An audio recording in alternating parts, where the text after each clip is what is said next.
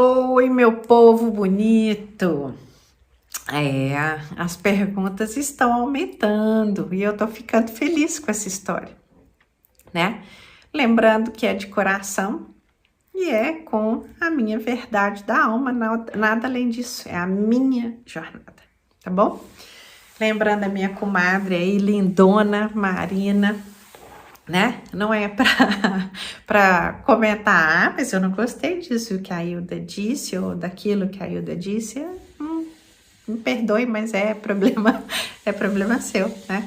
E eu vou ficar bem feliz de ter te cutucado, porque se você não concorda, né? No mínimo abriu uma porta aí, né? Uma brecha para você pensar, né? Em tudo aí que tem se revelado, ou como você tem vivido nessa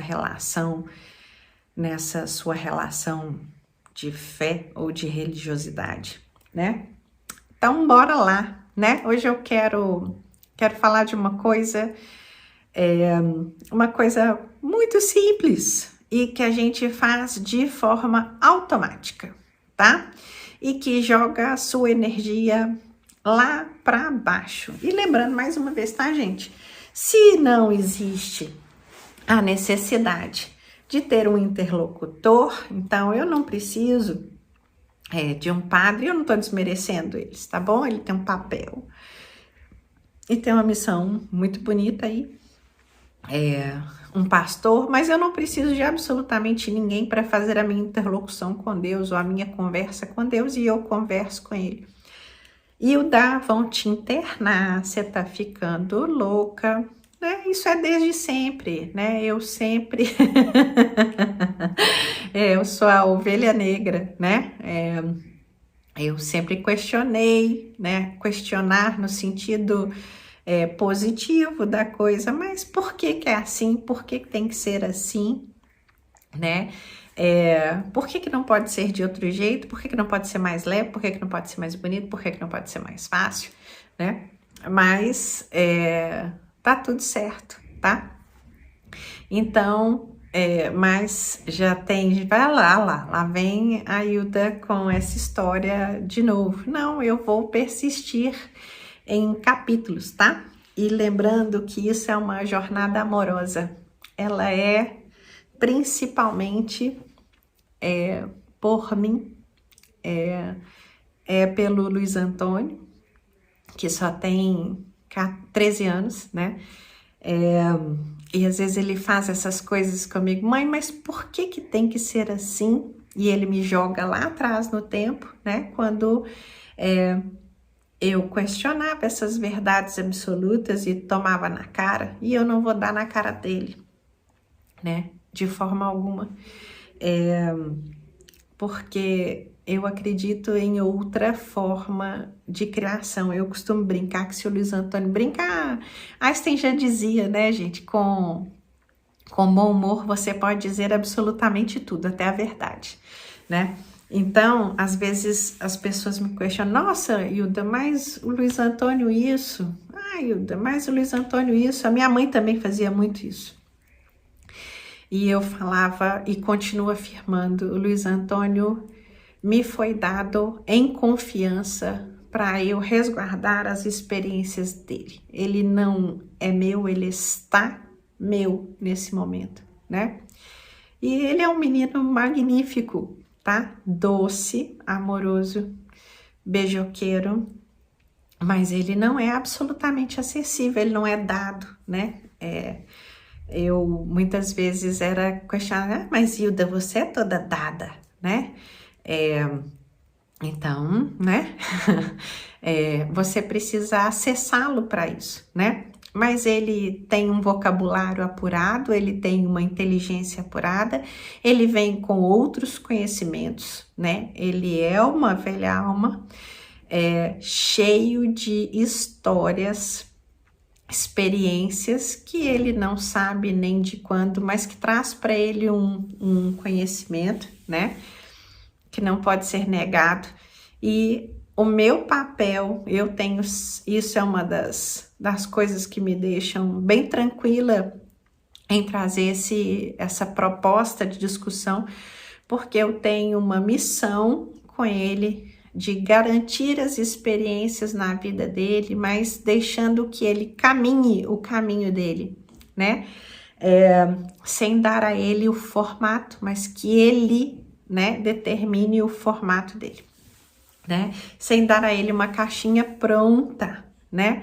Sem dar a ele algo, depositar nele expectativas que são absolutamente minhas, não, né? Mas eu tenho que garantir a segurança dele aqui. Ele é auditivo, né? Então a importância da gente perceber as características do outro, né? Ele não é visual, visual é engomadinho, tá bom? Né? Eu tô aqui com minha camisa, minhas coisas, então eu ainda brinco, né? Eu falo assim com ele, Luiz Antônio, põe uma bermuda, né? Porque por ele gosta de cueca e da pior blusa da face da terra. E ele fala assim, mãe, mas por que isso é importante?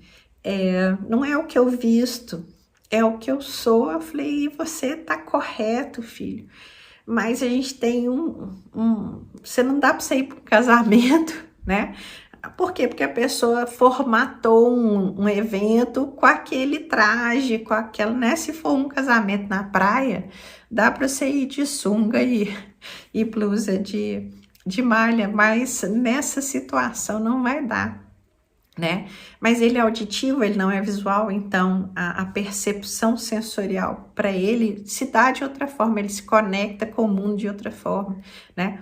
A voz dele tá modulando, né? Então eu falo que ele tá igual um pitbull, né? Porque a voz é grossa, ele tá praticamente do meu tamanho, com 13 anos, né? E o vocabulário dele é apuradíssimo, né? E isso tem trazido, às vezes, uma percepção errada, né, do Luiz Antônio como uma pessoa que está lutando, travando batalhas inglórias, né, como se ele estivesse lutando contra tudo e contra todos, e não é, ele só quer colocar a perspectiva da percepção dele, da vivência da vida dele, né, e eu não sou uma mãe, eu não me propus a ser uma mãe para encaixotá-lo, né, e até por isso eu estou aqui fazendo essa jornada de percepção. Se eu tenho uma vivência ao longo dos últimos anos, né, me libertando, esvaziando o copo daquilo que me diminuía, daquilo que tentava falar comigo que eu devia ou não devia fazer, das lutas que eu devia travar ou não devia travar, e uma das minhas lutas, né, do coração são pelas mulheres da minha vida, para que elas sejam e façam o que elas quiserem. Eu habilito mulheres todos os dias, né? E não sou eu que vou dizer para elas que elas não podem ser o que elas desejam ser, né? E essa também é a minha perspectiva diária, né? E eu não vou fazer isso com meu filho, né? Apesar de eu ter sido criada que eu não podia ser isso, que eu não podia ser nada do que eu sou, né? Então, a controvérsia existiu desde sempre nesse sentido, né? Porque eu não cabia no rótulo. Eu dirijo desde muito nova, né? Então, o carro foi dado primeiro para o meu irmão, mas o meu irmão não queria dirigir, então eu roubava o carro, eu roubava, e eu dirigia, né? E eu adorava, né? Hoje não, hoje isso é muito comum, né? Quando eu fui casar, eu não queria nada daquilo, eu não queria igreja, vestido de noiva, né? Para falar a verdade, eu acho que eu não queria nem, né? Acho que eu não precisava de nada daquilo. Eu lembro que eu comprei um terninho maravilhoso, branco, de tafetá, né? Na época eu usava tafetá. E eu não esqueço da cara de horror das minhas duas mães, né? Minha mãe e minha madrinha. Quando eu mostrei que eu ia casar com aquela roupa, né? Elas estão assim, mas como assim? Né? E eu não esqueço da Didi, né? Didi era minha madrinha, minha tiara, minha filha, chamei ela por causa dela, também minha mãe do coração. Falou assim, filha, mas eu queria que você casasse, né? Eu acabei cedendo e eu indo experimentar os vestidos de noiva foi uma outra farra, mas tá tudo certo, né? Só para falar dos conceitos, daquilo que a gente deveria fazer, ou daquilo que deve ser feito para ser aceito, aquilo que espera da mulher, né? Então, que ela é bem criada, né? Para casar, cuidar dos seus filhos, do seu marido e ter total êxito, sucesso nisso, né? Com toda a aceitação e complacência que esse exercício pede. Na realidade, o exercício de viver pede para a gente ser feliz, né? Mas tá tudo bem. Por que isso tudo, né? Eu falo que eu sou responsável pelas experiências dele, né? Mas muitas vezes agora o Luiz Antônio tem enfrentado a situação de ser percebido, né, como arrogante, porque ele coloca as ideias dele com 13 anos. Porque ele coloca a perspectiva dele com 13 anos. E a escola não está preparada para receber uma criança com 13 anos que defende a sua perspectiva, tá? E olha, defender a perspectiva, eu estou falando de defender com amorosidade, tá? Mas lembrando que as relações também despertam em nós, o ambiente precisa ser produzido para despertar em nós, né? O melhor de nós. E eu falo isso porque eu sou uma gestora. O que eu faço é traduzir ideias em processos produtivos execuíveis. O que é isso? O sujeito tem uma ideia, tá? Mas aquilo precisa ser produzido. Então, se eu quero uma fábrica de bolo, porque eu quero pôr bolo no mercado, você precisa da ideia da fábrica de bolo até o bolo no mercado. E isso precisa gerar receita, precisa gerar lucro, senão não retorna, senão você não faz mais bolo, senão você não tem mais gente comprando bolo. E não importa se é padaria, não importa se é contabilidade, não importa se é administrador de condomínio, não importa se é provedor de internet, tá? O que eu faço é operacionalizar ideias em processo produtivo, tá? E as pessoas estão envolvidas nisso de uma ponta a outra. Primeiro que a ideia é de alguém que quer atender alguém, tá? Então, essa é a minha vida. A minha vida é lidar com pessoas e fazer com que elas sejam mais produtivas e felizes. Isso começa por mim, isso passa pelos meus filhos, isso passa pela minha convivência com as pessoas, né?